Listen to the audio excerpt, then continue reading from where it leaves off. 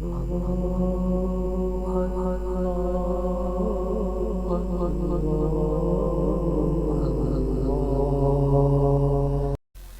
اللہ الرحمن الرحیم۔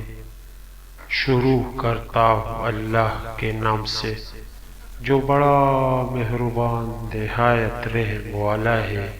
عبداللہ ابن عمر رضی اللہ تعالی عنہما کہتے ہیں کہ رسول کریم صلی اللہ علیہ وسلم نے ہماری طرف متوجہ ہو کر فرمایا، مہاجرین کی جماعت 5 باتیں ہیں، جب تم ان میں مبتلا ہو جاؤ گے، اور میں اللہ کی پناہ چاہتا ہوں اس بات سے کہ تم ان میں مبتلا ہو۔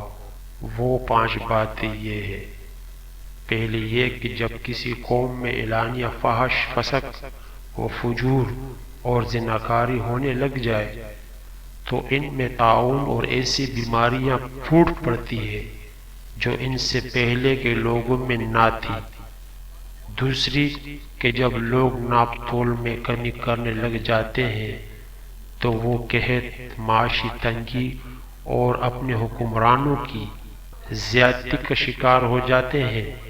تیسری یہ کہ جب لوگ اپنے مالوں کی زکوٰۃ ادا نہیں کرتے ہیں تو اللہ تعالیٰ آسمان سے بارش کو روک دیتا ہے، اور اگر زمین پر چوپاہے نہ ہوتے تو آسمان سے پانی کا ایک قطرہ بھی نہ گرتا۔